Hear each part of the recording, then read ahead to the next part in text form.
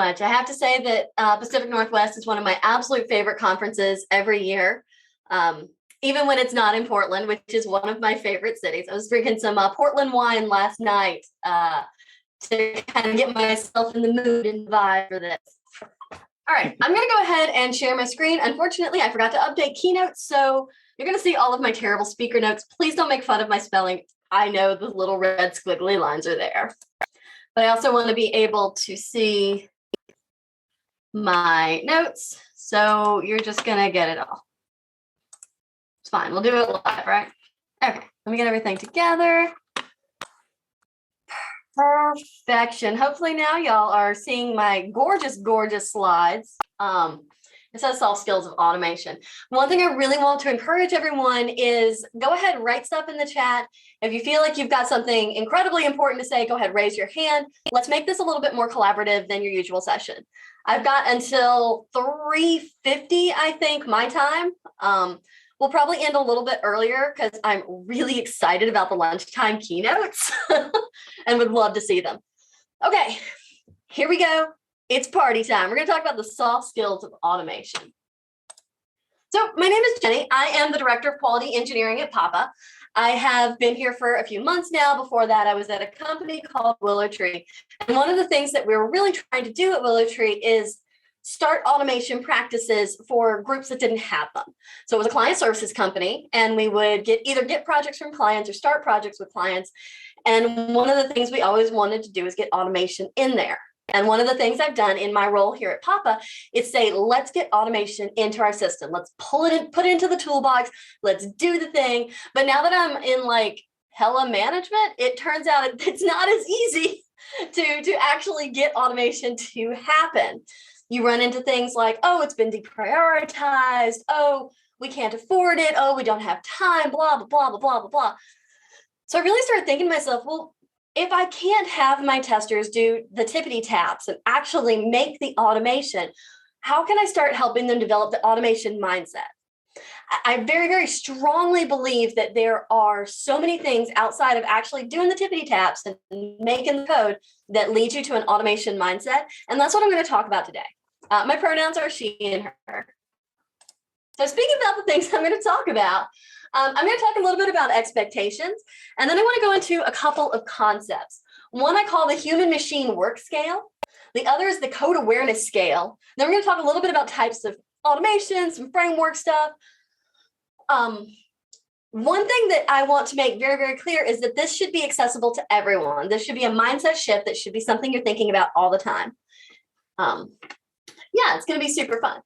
And then we're actually going to talk about the soft skills of automation. We're going to talk about, can this be automated? Should this be automated? How do we automate this? What's going to be really interesting is we're not actually going to talk about code necessarily. We're going to talk about the mindsets you need to develop in order to do automation. Doesn't matter what framework, doesn't matter what language. There is a mindset that's going to come through that you need to start adopting to be a successful automator. Automator? Yeah, close enough.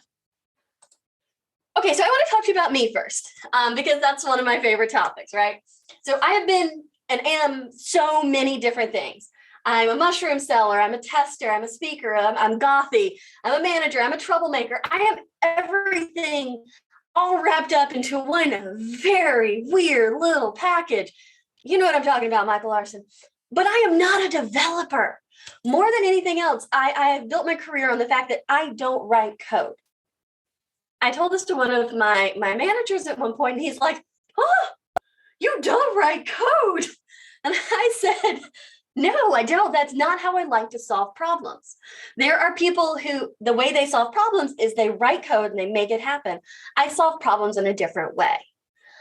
I really got burned real hard on this in college. My college career was 13 years long, and it was not great. I don't do good at school. I freaking hate school, y'all. It's so awful. Stay in school, don't drop out. But so it killed my love of coding. And I was starting to look for jobs afterwards where I didn't have to code, where people weren't going to ask me to write code because my coding spirit had been broken. So when I'm talking to you about this, I'm talking to someone who had to refine her affection for coding in order to move forward with automation. As part of that, I found myself reframing the skills that I had learned throughout my career as a tester and how I saw the world, and was able to actually develop this mindset that allowed me to code without having my spirit broken by it. Wow, 20 years. Good job. That's some dedication, sir. So as I started reframing these skills, as I started working with other teams to get automation practices together, I started realizing, oh, a lot of times when we tell people to be an automation engineer, that's what we do. We're like, okay, go be an automation engineer. And that's not super great. It's like telling somebody, okay, so you made eggs this morning, you did great. You're a chef now, go chef. It's like, well, I have some skills, but I don't have the skills to chef. So that experience is what I want to bring to this workshop today, is someone that knew a little bit about coding, ran the heck away from it, and then ran back towards it to try and re-engage myself and re-engage my community. So the first thing we're going to do is talk about what automation is. And this is a pretty talky heavy tutorial because it was originally designed to be 4 hours. So I'm trying to like smush the whole thing into an hour and a half. It's going to be super great, I promise. Okay, I want to talk about expectations first. I have a couple of expectations for this tutorial, for what we're doing here, that I want to share with everybody. I would like to help you find your place in the world. I want you to gain a deeper understanding of automation and really start engaging and practicing automation first mindsets. Even if you're not actually doing code, I want you to have that automation first mindset that makes it easier to do code when you get to it. And we're not going to code today. Like, this is not a coding workshop. This is a thinking workshop. So if you left your thinking caps at home, go run and grab them real quick because you're going to need that bad boy. What do you want? We don't have a ton of time to talk about this, but if there's something that you particularly want from this workshop, or something that you have been thinking, oh, I would like to learn that, or this is something that caught my eye in the description, go ahead and drop it in chat so I can have an idea where you're coming from, what you're interested in, and tailor the tutorial a little bit to any needs that we've got out there in the crowd. Also, I just got a super sweet new mug. It's gigantic and I love it. So you're going to see a lot of that because I'm also drinking a ton of coffee. The other thing I want to set is some expectations for people that are moving into an automation practice. We always need to respect the manual tester. Automation people are not better than manual people. They're just different. They have a different set of tools, a different set of skills, a different set of mindsets that is very useful to a manual tester. So I want you to remember that your manual testing skills brought you here today. They are the things that actually will drive you forward. I very, very strongly believe you cannot be a good automation engineer without having been a good manual tester first. So if you don't have those manual testing skills, if you don't have that logic, if you don't have that thought process, you can't really build on it. You can be okay, but you have to learn how to test in order to, well, test. And I also want you to know that you know so much. Like, there are so many things that testers know that we don't really categorize as things we know. We know how to learn. We know how to use language to our benefit. We know how to use tools. We know how to talk to people. We know how to move through flows like humans move through flows. And I think that's really, really important. And everything in your career has led you here. Everything you have ever done has led you to this exact moment. Sitting in that chair, sitting on that bouncy ball, standing up, wherever you are, everything you've done has led you here. Every experience you've had has made you better, or made you different, or made you something. And that's something you need to pull in, believe, hold on to. You're not dropping any skills to pick up automation. You are taking these things, maybe recontextualizing them, but absolutely applying what you know, what you've done, where you've been, all of this stuff to the practice of automating, to the practice of testing, to the practice of living. Like, I will talk about that for 3 hours, y'all. I'm not gonna, but I could. I'm getting a couple of comments in the chat about what people are expecting. Love this.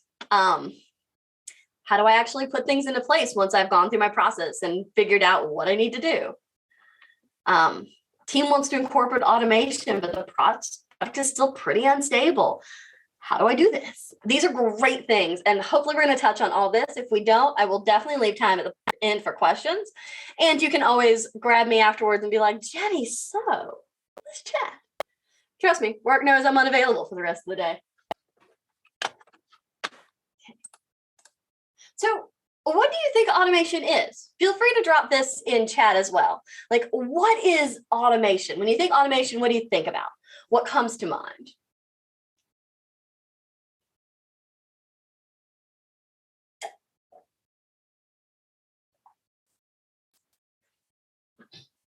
I'm going to move on from some of these questions a little bit quickly, just because there's a lot of things that need to happen, but feel free to keep answering them as I move on. I'm definitely reading them because I can multitask. Oh, repeatable actions. That is a great point for automation. Something that needs to happen over and over. Love that. For me, the way I describe automation is testing in which machines do most of the work. So whenever I am thinking about, is this automation or is this just testing? I think, who's doing most of the work? Is it a human creature? Is it a machine creature? Is it somewhere in the middle? So anytime that machines are doing more work than people are, it's probably automation. Ooh, a necessary step towards continuous deployment. Love that. That is such a great definition for automation. Identifying all the processes that will take me from start to finish. Ooh, that's a good one too. A lot of times when we think about automation, we think about things like it's UI tests, it's unit tests, it's integration tests, security scans, low code, no code tools, scripts. All of these things can be automation. And I like that everybody in chat is going in kind of a more conceptual route. That warms my little tester heart, got to be honest. I also like to think about automation in terms of what information does it give and at what interval does it give it. So one thing that people always are saying about automation is that it can give you a lot of information very quickly, and you can use that to make decisions.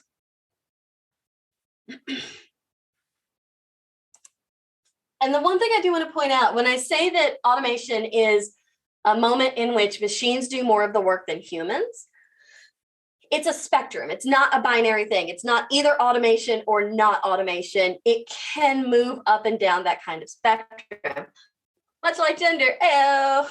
And this is the first big concept that I want to introduce is this human machine work scale. So I define automation as testing in which machines do more of the work than humans do. So what that looks like for me on the human machine work scale is this.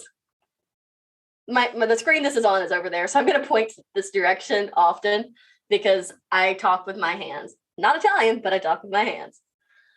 So when I'm thinking about this, I'm thinking about where does a test fall on this scale?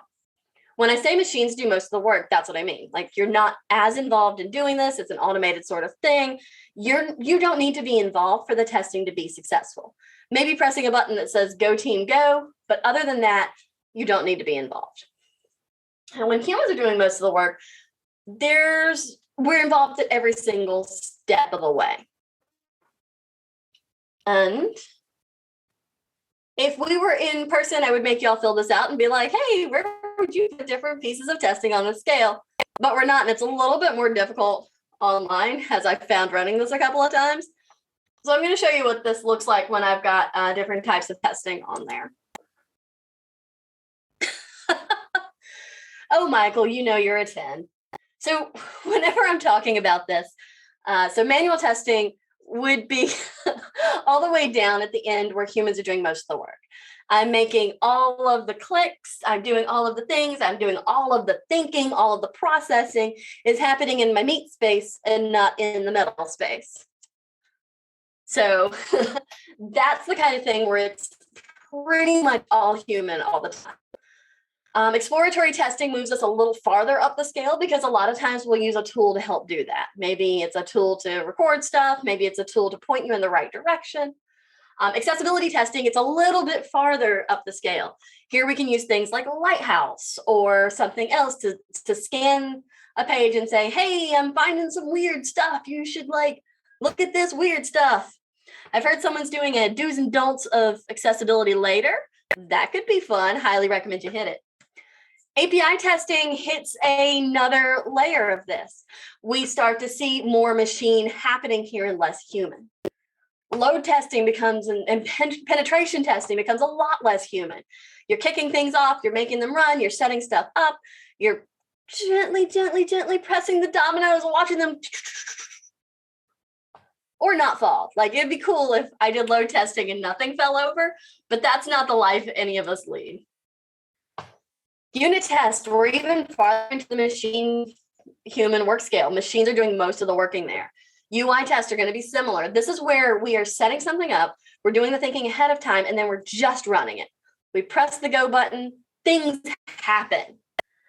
And that is when we start to push most of our testing down this scale to the machine side. What that does is it starts to free us up to have other thoughts. We start to do more thinking. We can look at more edge cases. We can describe things more thoroughly. We can be involved in things like refinement and planning a little bit more deeply because we've got machines doing most of the work. Don't tell Skynet, but I'm excited for Skynet at some point.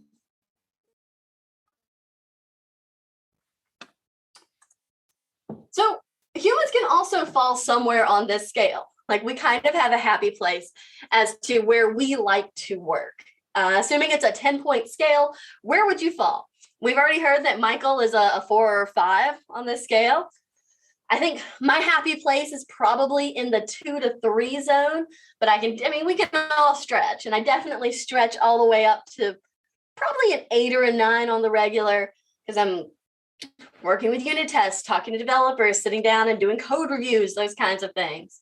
So where would you fall on the scale with your testing right now, and where would you like to be? Do you want to move more to the human side? Do you want to move more to the machine side? You don't technically have to be a cyborg, but I won't stop you. Feel free to drop that in chat. Like, where would you like to fall? Where are you?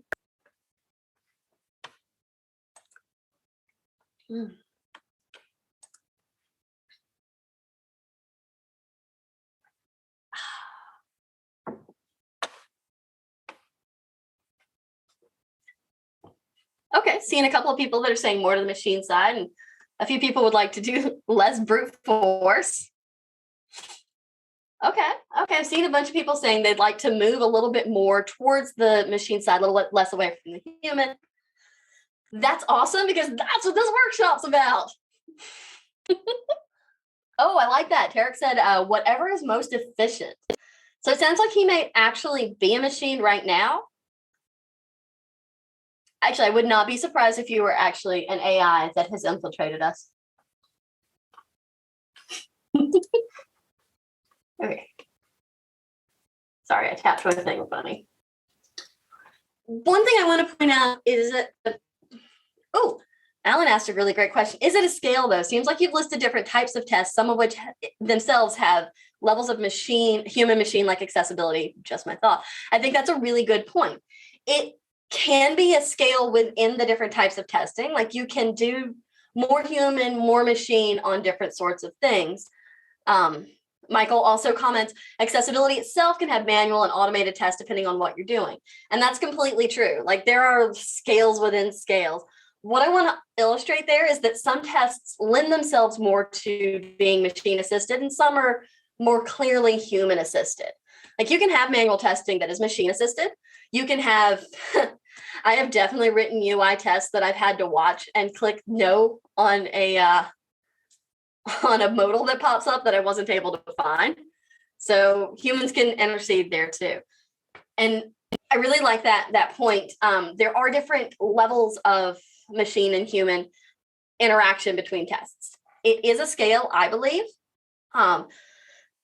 because different tests lend themselves to different amounts of human or machine. Feel free to argue with me. I would prefer that we have a really great conversation about this and refine, as opposed to people just be like, oh yeah, that's cool. So yeah, I think that is incredibly accurate.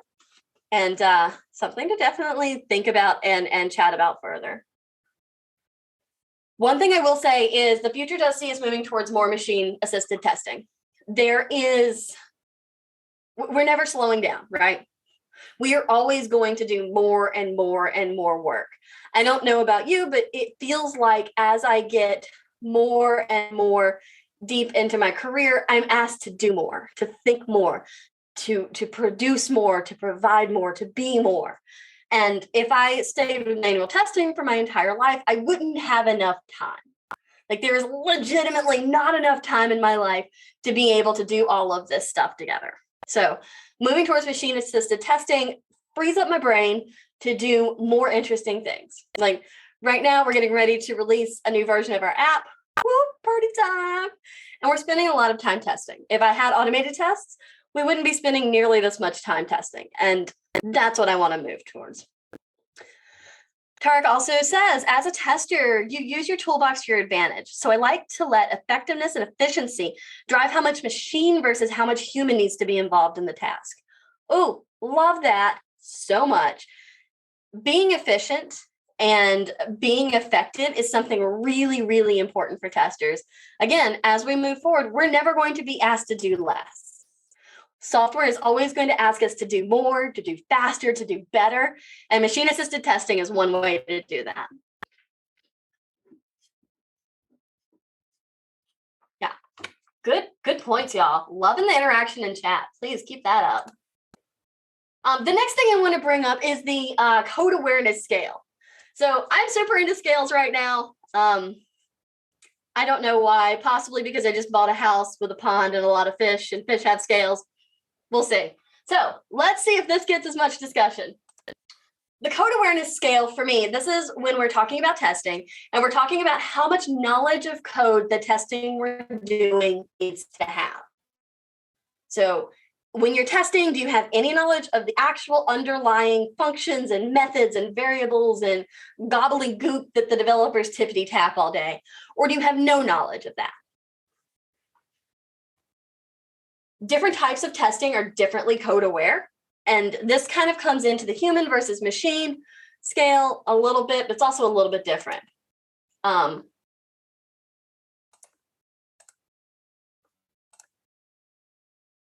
I don't know why I have like a half a dozen slides that look exactly the same. But the two endpoints of this really are black box testing. So you have no knowledge of code whatsoever. You are just interacting with the interface you've been given. You know nothing beyond there's a login screen that wants your username and password and probably has a submit button. Who knows? Things like unit testing, that's full knowledge of code. Like you are testing a teeny tiny bit, discrete piece of code. So you specifically have knowledge of code, and that's what you're testing. Other pieces of this, you're starting to get into things that are talking about how much do you know about the code? So accessibility, you probably know a little bit more about the code. When you're testing, I put testing refactors on here because I just did this. And the only reason we were able to successfully test the refactors because I was able to ask the developer and say, hey, what did this change? And he's like, nothing. And I'm like, I don't believe you first off. What did you touch? And that was able to give me a little bit more information about what I should be looking at. UI tests don't necessarily have full knowledge of code, but they've got a little bit more than like your black box testing. They have a little bit less than unit testing, which is, again, testing that little piece of code. So whenever I'm doing manual testing or doing automation, love that. Whenever I'm doing automation, I have a little bit more knowledge of the code. I want to know how it works so that I can interact with the elements on the page. When I'm doing black box testing, when I'm just doing my manual testing, I don't really have much knowledge of the code. As I get farther and farther along in my career, I naturally have more knowledge of code because I'm like, I've interfaced with this kind of interface before. I know how it works. And this is another thing where you can also put yourself on the code awareness scale. Like, how aware are you of code? Like, if someone popped up an IDE in front of you, would you run screaming? Definitely had an accountant at one point do that. It was adorable. most of the testers on my team right now are very, very far towards the no knowledge of code section.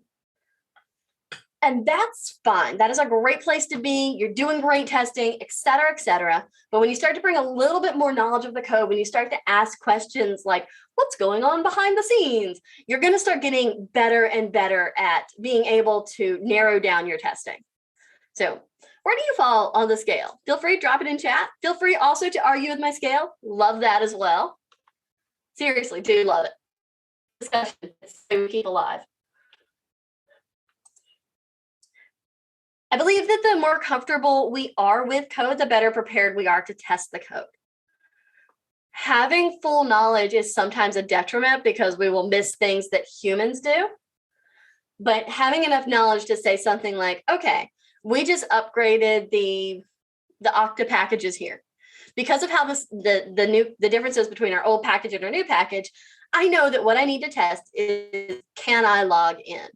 This isn't either off or on. It's either going to work or it's not going to work. There's no real edge cases because of what was updated. And again, we're updating a huge package in our next couple of releases for our mobile app. And I know because of the types of upgrades, we're going to have to do an absolute full regression. About the only things we aren't going to test is changing settings. And I might test changing settings just to be safe. Because I've got knowledge of code, because I can talk to my developers about this, I can actually do a lot more. Whew, okay. If you want to move towards being more code aware or move farther down that human machine work scale towards more machine-y bits there, I'm going to trademark that. There we go. The first thing is learn to code or at least read code. I don't think everybody needs to learn how to code like a developer. I'm never going to be a developer. I'm never going to be that good. But what I can do is read pretty much any piece of code that's set in front of me, except Perl, which I'm not sure is a real language anyway. So I want to learn about what's a function, what's a method, what are variables, what are patterns, what are control statements. All of these things will teach me how to read code and teach me to be able to quickly glance over a PR and say, okay, something changed here with a control statement. That's important. I need to specifically ask Adrian about why he changed that control statement. Also, learn the software development lifecycle at your company. It's really important to learn about code reviews, learn about PRs, learn about how stuff moves from brains all the way down into the hands of users. If you've got good memories about Perl from college, that scares me, sir. Learn Git or your other versioning tools. This is really, really important, especially as you start to move deeper into automation, because what will happen is you're going to get merge conflicts. And the first time you get a merge conflict, you might cry. I cried a little, just a little. Or work from home, it's okay. But it gives me the ability to talk about, hey, this is the problem I'm having. Who can help me fix it? And get deep into logs and analytics. I love analytics. I love logs. I love all of this stuff. The reason you want to do that, the reason this moves you towards being more code aware is that it teaches you what's happening. When I press the login button, what is the computer doing? Like, what is getting sent to the back end? What is the mobile app getting back from the back end? Is it just a simple authentication? What kind of authentication? What happens in the logs? What is recorded? All of these things are going to teach you more about what the code is doing. And that's a really great way to get into it without having to actually learn to code or learn to read code. And review unit tests.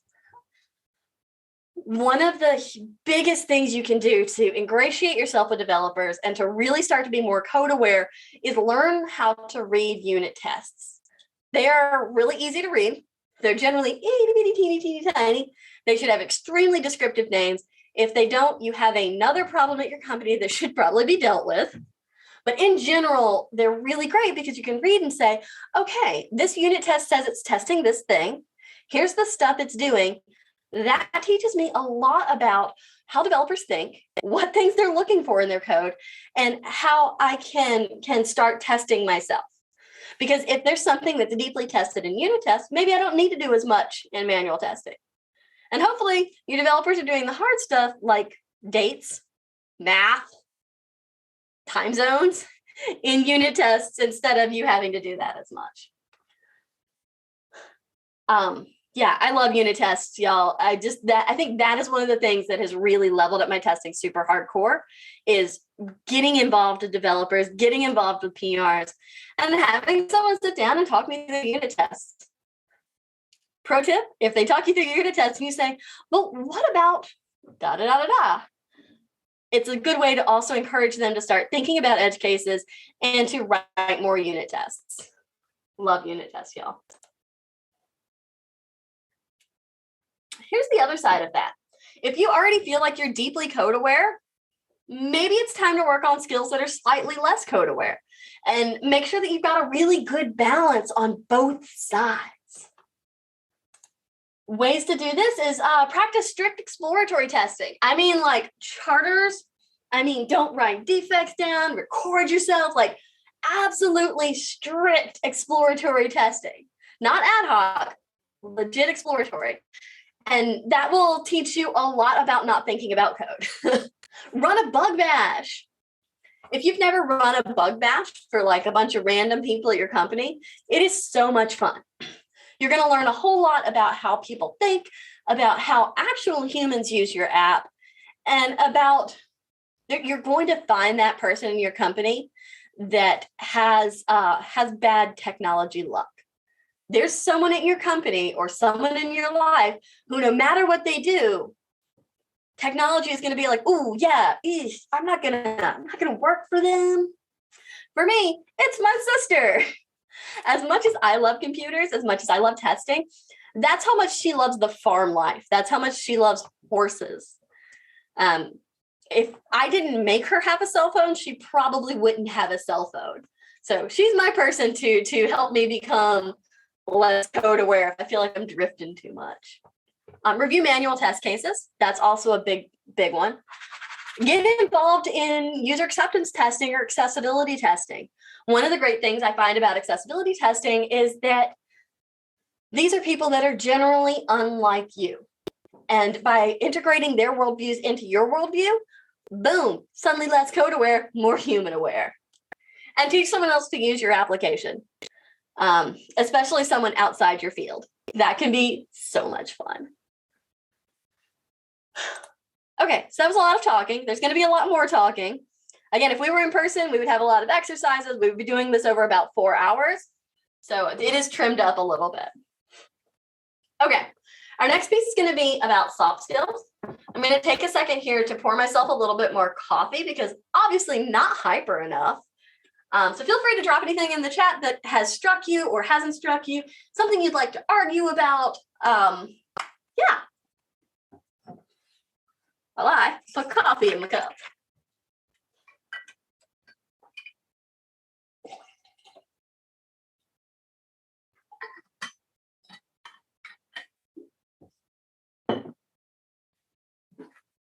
All right, so I've been talking a lot about what things are and asking a lot of questions about where we are, describing some concepts, all of this. And now I really want to talk about the doing part, about actually developing this mindset and thinking about code. I believe that automation can be broken into actually thinking about it and then actually doing it. What I call soft skills are the things you can do without knowing how to code for the most part or ever writing a line of code. These are the things that are needed to develop the automation first mindset. And it's really getting to a point where we start freeing ourselves up to do more interesting testing or different testing or advocate for ourselves. Or honestly, one of the main reasons I want to get into automation is because I have 25 acres of woodland back there and I want to go mushroom foraging, man. Like, if the computer can handle my job for me for an hour while I go look for chanterelles, yes. Side note, I don't think there has been a Pacific Northwest that I've gone to that I haven't talked about mushrooms, possibly for far too long. So if you also like to forage, find me next year and we will go foraging. It'll be so great. Okay. I've got some principles of automation here that I've written down. One of the things I thought about when I was writing this the first time was, what do I believe? What is my automation manifesto? Manifesto is not a great word, but I have a code of ethics, right? Supposedly I have a code of ethics. My psychologist tells me I have a code of ethics. I also have a code of automation. These are the things that I believe and the things that I strive for. Test design emphasizes reliability, value, and speed. Tarek just talked about this. Efficiency. Making sure things are doing what they need to and no more. Collaboration determines what types of tests to write. Again, if I know something is heavily unit tested, then I don't need to write like a million UI tests. Maybe I don't need to do manual testing for this part. By collaborating with the rest of the software development lifecycle at my company, by collaborating with my team, what I can do is determine the best types of tests to write, the most efficient types of tests to write. Features must be written to be testable. This isn't necessarily on me. Again, not a developer, but I need to bring it up whenever I'm talking to my people. I need to make sure that we have testable code. I want to know that there's IDs I can find. I want to make sure that the lists are numbered. I want to make sure that I can find the stuff I need to write the automation I want to write. Code reviews are for everyone. One of the first things I did when I joined the company I'm at is I requested that all of the testers get read-write access to every single repo we've got. And people are like, why do they need read-write access? They don't need to read the code. And I'm like, heck, they don't. I didn't say heck. Everyone should be able to be involved in the code. There should not be a divide between people who write code and people who don't. We should both have access. We should both be responsible. And if I want to sit in on a code review with someone, that's cool. Like, that's fine. By hearing a code review, I can hear a lot more about what the developer thinks, how something was written, and I can help check them and say, hey, did you think about X, Y, and Z? Did you think about this? Did you think about that? And they'd be like, yes, absolutely did. And finally, automation code is production code. This is my Paul Grafazzi quote. I love this. Anything that tests production is production code. It should be treated as such. I want to see you write good code. I want to see you write clean code. I want to see your PRs that look tight. I want to see tickets for it. Everything you're doing needs to be good. It doesn't need to be great. It doesn't need to be perfect. But when a developer comes in to code review my automation, I want her to say, wow, Jenny, you absolutely followed every single one of the code standards we have at this company. And I'll be like, yeah, I'm a tester. You give me some requirements, I'll make that happen. This is a way of making ourselves respectable and making ourselves part of the team in a really deep way. So these are my principles of automation. These aren't all about automation necessarily. They're also about normal testing. Normal testing, oof. They're also about human testing. The other thing I want you to think about when you're thinking about automation is, what are your goals? We've heard a little bit about this already from people, but think, are you fulfilling a personal goal or professional growth? Do you want to get your regression down to a reasonable amount of time? Do you want to increase confidence in releases, prevent bugs, support the team in working better together? Feel free to drop in chat what your goals are for automation, like why you would want to do automation. And these have all been goals for me in different companies. The one I'm in right now is confidence in our releases. I want everyone to feel so good about our releases that we're like, yeah, do it. So one of the first things to ask yourselves is, can this be automated? Can we automate this thing that I want to automate? And when we're doing this, we want to think about a few different things. What are the inputs to the system? What variables act on the system? What data do we need? And is it written in a testable way? You probably want to start from the bottom on this and actually ask, is this written in a testable way first? Because if you're missing the basic things, like if tabbing around the page doesn't work, if there's no accessibility IDs, if it's not written in a way that can be tested, it's going to be very difficult to automate. And if you're just starting out, then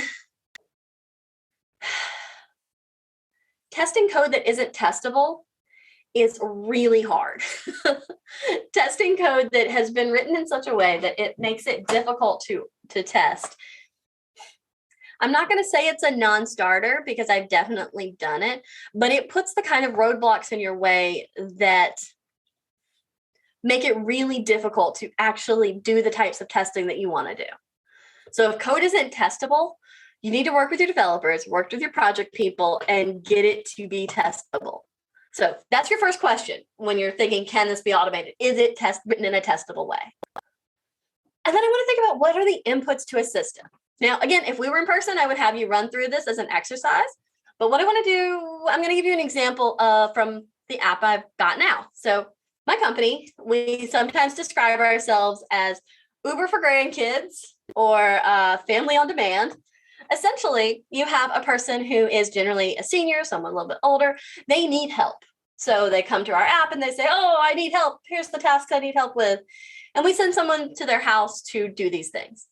A lot of our stuff is based around, are you lonely? Can we go like play checkers with you, hang out with you, hear your life story, provide that kind of companionship moment? Or we'll clean your house. We'll do some laundry for you. We'll rake your yard.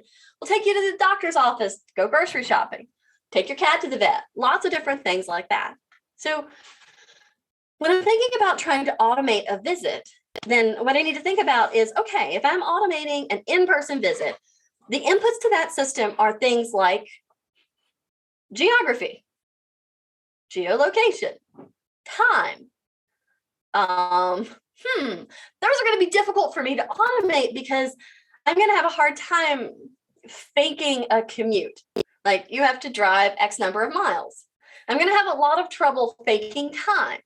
You need to be at the visit for at least 15 minutes.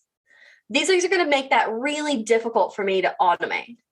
So when I'm starting to think about the inputs in the system, it's not just, can I click on this? Can I click on that?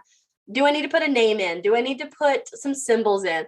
But also think about the other sorts of inputs, everything you need to make this test successful. If you can't get those things, or if they're very difficult, then this may not be something that's automatable. One of the other things that we need is we need a visit to perform. These decay. Like if I've got 14 visits scheduled for today and no visits scheduled for tomorrow, my automated test is going to work today and it is not going to work tomorrow unless I can create more visits.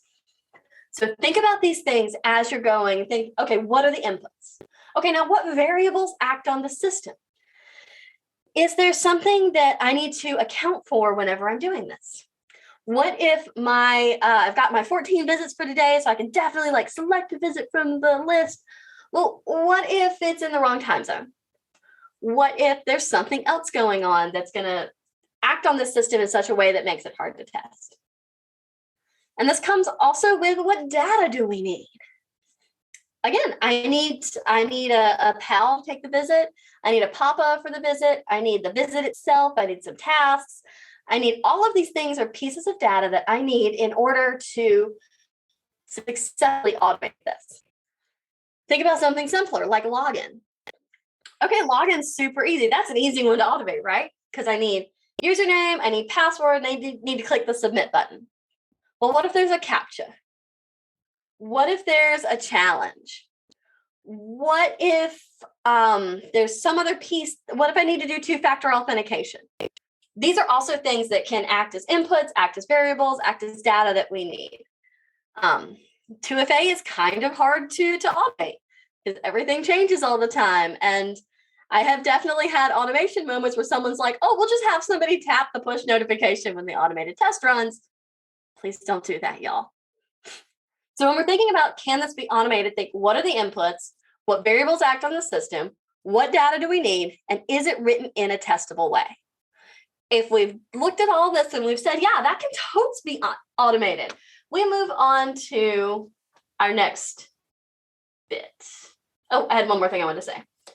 Sometimes this is a guess. Like sometimes we are legitimately guessing until we actually get into the practice of automating it. But we can get really close. We can ask a lot of the right questions and we can get very close on this. A lot of testing is guessing. Sorry if no one wanted to guess a bunch, because that's what we're doing. The other piece to can this be automated is think about if the UI changes dramatically between runs. I did some work on National Geographic's like news app for a while, and we had a lot of hard time actually automating it because the UI would change so dramatically when different articles were pulled in or different data sources were pulled in, and the way it was written was not super conducive to automating. Are there elements that are hard to automate? Am I going to talk about video? I'm going to talk about video. Video can be incredibly difficult to automate. If you've got slow load time, videos that load slowly, finding the play button, finding the volume button, all of these things can make video actually super hard to automate, again, unless it's written in a very testable way. Can we tell if it breaks? So I love this one. I absolutely love this one. A lot of times something will break and we can't tell. We suppress errors, we don't show the right things, or error messages aren't descriptive enough. So if we can't tell that something breaks, then that brings in the next question, is it a valuable test? So when we're talking about can it be automated, we also need to think, is it valuable? What information are we getting from this test that is useful, that we could use to make our lives better in the future?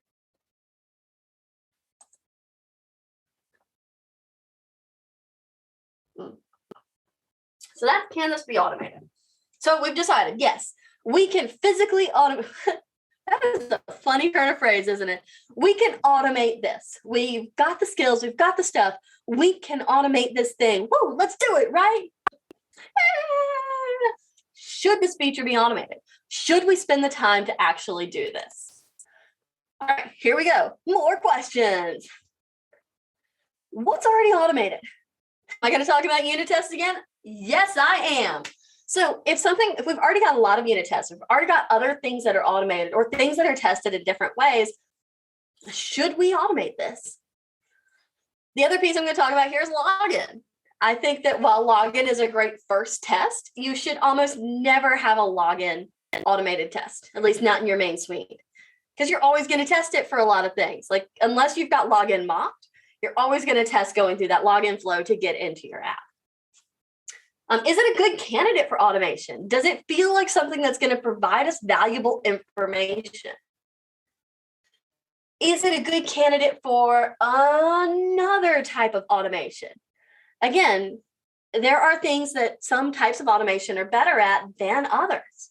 I'm going to talk more about that in just a second. And do we have the time and resources? I hate this question so much because my view on it has changed so dramatically in the past year or so. Oh, Michael just put out something nice. How many steps are line noise, especially if there's another way to get around it, like UI versus API testing? That's awesome because there's a lot of things that you can test in different ways. Like you can test it through the API, and if you're getting the right response, cool, good job, yeah. UI automation is expensive and should be reserved for things that change the UI, in my opinion. Do we have time and resources? I hate this question, but it's a question we need to ask. Do we have the time and resources baked in to be able to do this? Do we have the skills on our team to do it? Or do we need to develop the skills? Do we need to develop the time? If it's something we can do as a quick win, let's do it. But if we don't have the time and our time is better spent doing something else, then that may be what we need to do. You should never wholesale drop automation. You should never wholesale deprioritize automation, but there are moments where you're like, okay, this isn't something this isn't something we can do right now. What you can do is if you decide, yes, it should be automated, yes, it can be automated, write it down. Make a JIRA ticket, make a spreadsheet, put it in a Notion document, put it on a postcard, whatever you do, ask yourselves these questions, write these things down and say, these are the pieces that we should absolutely automate. Here's how we would automate them. Here's what we would do. And as we move forward, as we get more time, more resources, we now have a prioritized list. We don't have to go back and start the project from scratch. One of my good friends actually just did a workshop on unit tests. So I asked him, I said, hey, Chris, what are unit tests specifically good at because they are unit tests? And his response was, is this a trick question? To be fair, I have convinced 4 companies now that his family isn't real. So he's used to me having trick questions from him. But and I definitely steal his phrasing here. So props to Chris Selleck. You can also follow him on the Twitters. He's hilarious. Unit tests can hit all the logical branching in your code and confirm that given inputs return expected outputs. They can't speak to interactions between unrelated code paths or inputs, but in isolation can tell us a certain unit of code works like we want it. This is awesome. This is fantastic. This is not a UI test. UI tests are more holistic, more big flows. So if I want to know, if I'm testing login and I've got password requirements, I don't want to test password requirements in a UI test. That is expensive. Oh my gosh. What I want to do is do that in a unit test. And if I've got a unit test that covers all the different permutations of passwords and has confirmed that when I go to create a password, it's gonna be what it's gonna be, then I don't have to test that manually, and I don't have to test that with a UI test. And that's awesome. These are great moments for you to start working with your developers, working with the rest of the team and saying, hey, let's make sure that we're testing things appropriately. Write down a list of features, write down a list of things and say, okay, is this manual, unit, UI, API? What's the best way to test this? Again, collaboration determines the types of testing we do. Okay, so we've talked about can we? We've talked about should we? We've decided, yes, we can. We've decided, yes, we should. So what do we do next? How do we do? How do we do's? How do we does? How do we do?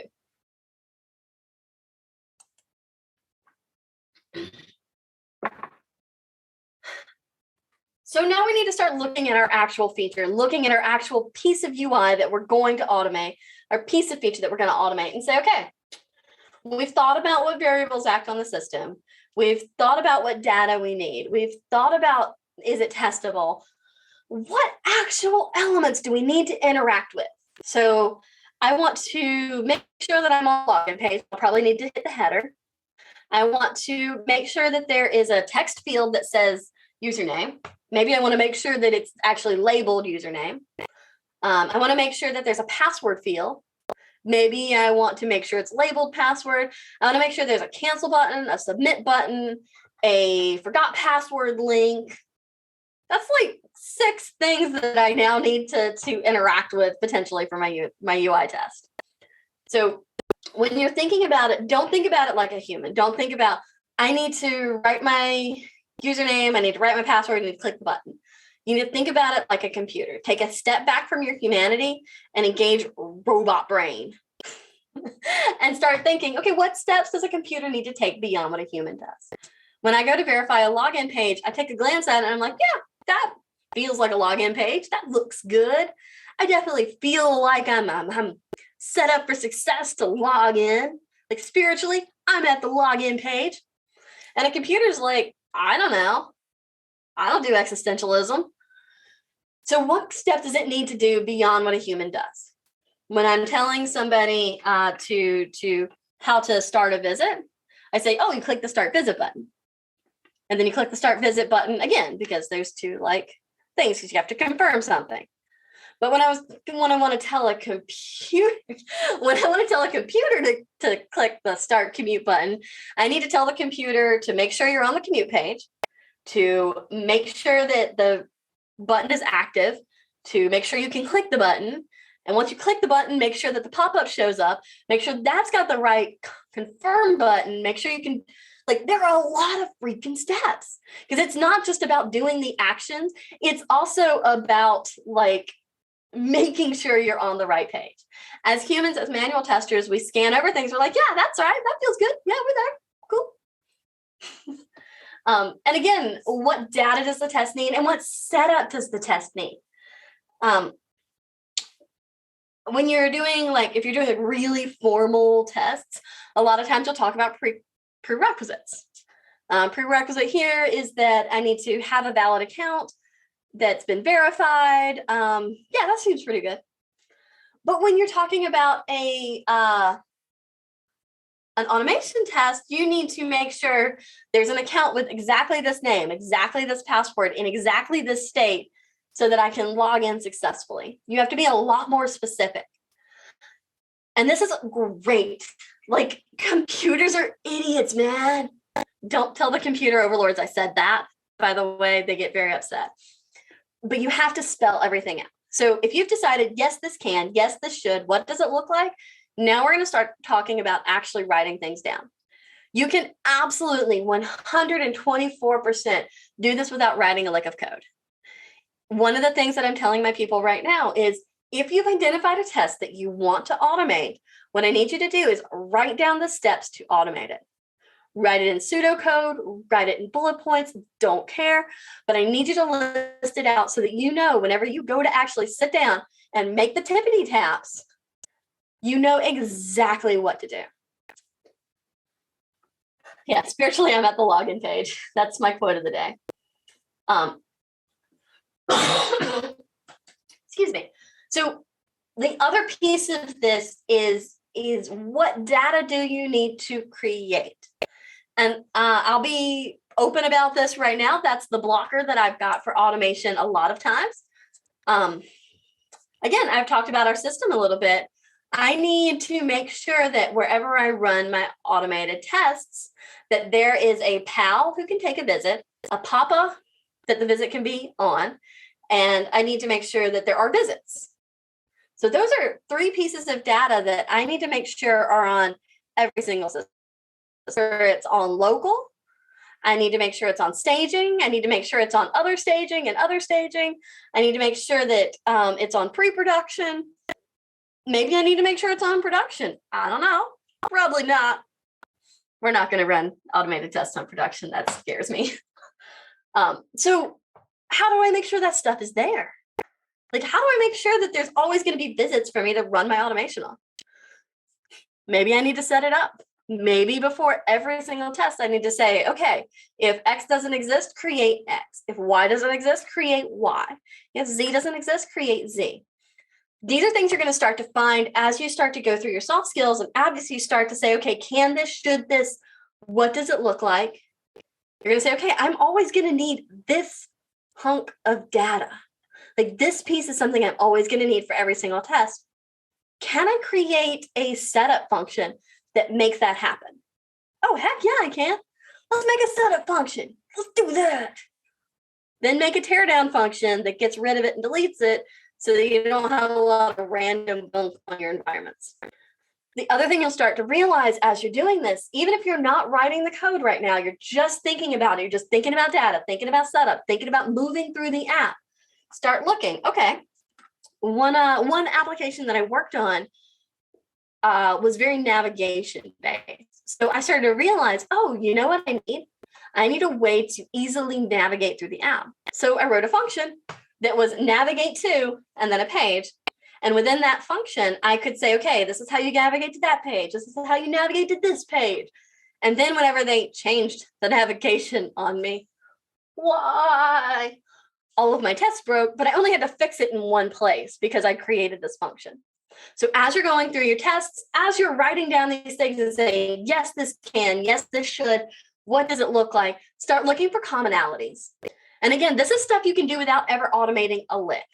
You can start crafting this, start thinking automation first by saying, okay, what does it look like to do this automation? What does it look like to actually write this down? You'll see the commonalities and you'll be able to do better automation as you are moving through. Okay, couple more things and then we're going to get to questions and or the lunch keynote. So excited. Your bonus soft skill is be lazy. Wait, no, that's not it. Don't over automate. Don't over automate. When I was a baby automation engineer, I actually did that thing I told you not to do with the passwords. So I had every single stupid password rule in the gosh danged app, and I wrote an automated test for it. In part, I was doing that because I was trying to prove a point that lines of code was not a good metric for us to be judged on. Instead of lines of code, judge on quality of code. It is so easy to fall into the trap of automating everything because you're like, oh, if I automate it, I don't have to test it. But automation isn't good for everything, and it's expensive. It takes time. Once your automated tests start making the builds take like 30, 40 minutes, your developers will stop running them. Absolutely, 100% will stop running them. I'm sorry, it took so long. Like, no, oh my gosh. Especially when you're excited. Like if you're super excited, you just want to automate everything. Absolutely, automate everything if you want. Don't check in all that code though. Think about it very carefully and say, automate what you need to reach your goals. If your goals are reducing the time of your regression test, then look at what you're doing and say, okay, is this reducing my regression time? If your goal is personal growth, then maybe you're going to automate a little bit more, but start thinking complex. Start thinking, what is an interesting, useful way that I can make this work better? Don't be too creative. Like you still want readable code, still want nice code, but think a little bit more creatively. And again, like if there's already testing in place for this, maybe you don't need to automate it. I tell all of my people that one of the signs of a senior test engineer is that you are more lazy, that you are thinking more than you are doing. You want to make sure that the things you're doing are of highest quality, highest efficiency, highest usefulness, but not highest quantity. If you are just working to work, then that's going to be like not the best. Because look, here's the fact of the matter. Computers are super good at computing. They love computations. They love repetitive tasks. You tell them to do something and boom, they're like a train blasting down the tracks. If you get a human to do the same kind of thing, except in very rare cases, we get bored. And when we get bored, we do a worse job.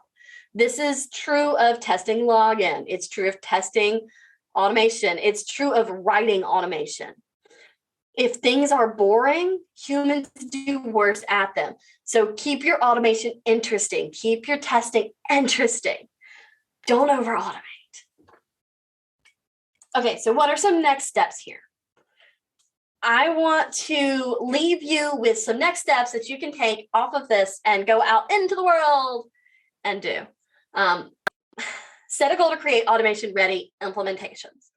What that means is make sure code is testable.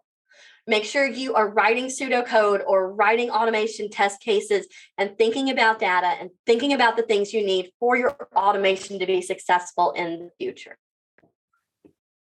Write pseudocode and have it reviewed by other testers. Pseudocode is great.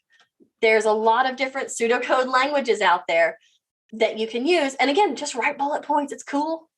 And have someone else on your team who wants to be more code aware, who wants to move closer to the machine side of the human machine work scale, have them review it. Maybe write them together and start asking the questions. Can this be automated? Should this be automated? What are we doing to automate it? Earmark your test cases for automation and include your reasoning. Why did you decide this can be automated? Why did you decide this should be automated? What drives you to this? And justify it. That's going to help train your gut instinct for automation, and it's going to start showing people that you're thinking automation first.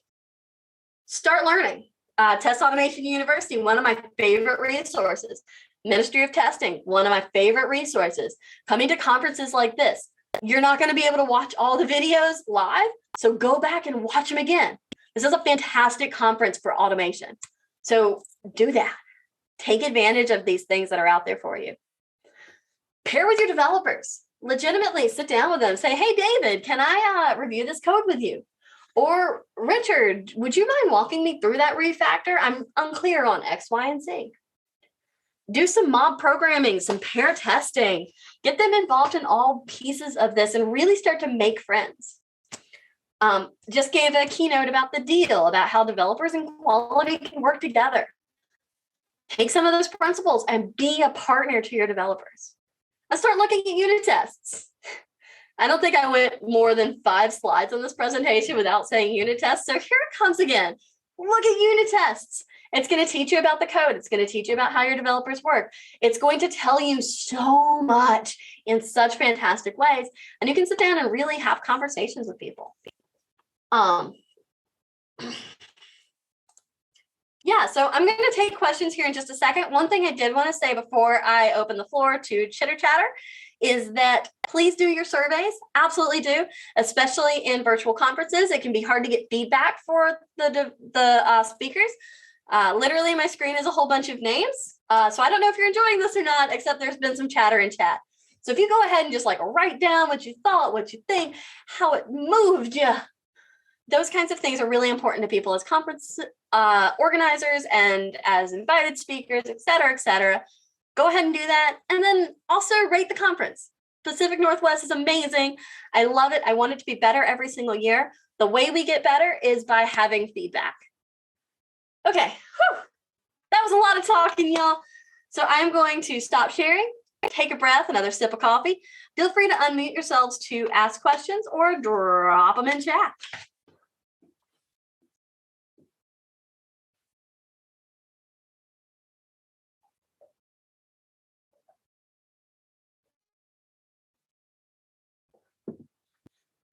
You can, as always, find me on Twitter. I'm Jenny Does Things. I've been really terrible about responding to Twitter messages, but I promise I will get better at some point.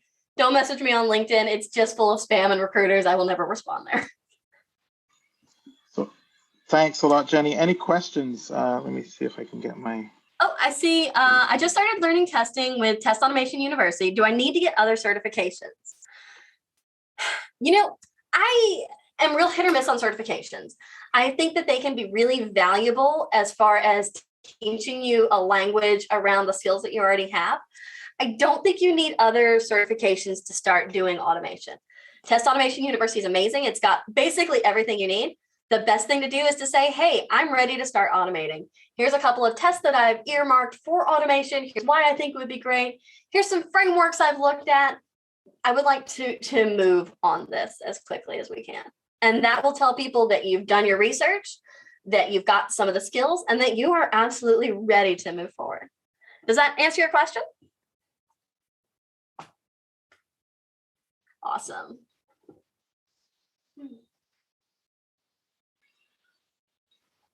Anyone else got anything they want to either ask or argue about? Because I'm down for either. No one wants to argue today. I do have a comment, Jenny. Your energy is always great. You know, I hear you on the certifications and stuff like that. And we see this all the time. Most of these things are more about people and culture than anything else. Like we spend a lot of time talking about technology and all that, but fundamentally this is a people problem. So what advice would you give to you know, either a new tester or even a seasoned tester that is kind of struggling with the culture in their organization? Where do they kind of get the support that they need? How does that get started, do you think? Partner, partner, partner, partner, partner. Very rarely can one person make a massive difference in a massive company. You need to be able to snowball it a little bit. And the way you do that is get one influential person on your side. So look for somebody who's receptive to you, who has role power to help you, who has the reputation to be able to stand up with and for you and say, hey, I've went to this really awesome conference. One of the greatest learnings I had from this very expensive conference you sent me to is that automation is the future, and that by doing automation, we can move faster and move better. So here's a couple of things that I would like to suggest. Here's some ways we can do that, but I need the space to do it.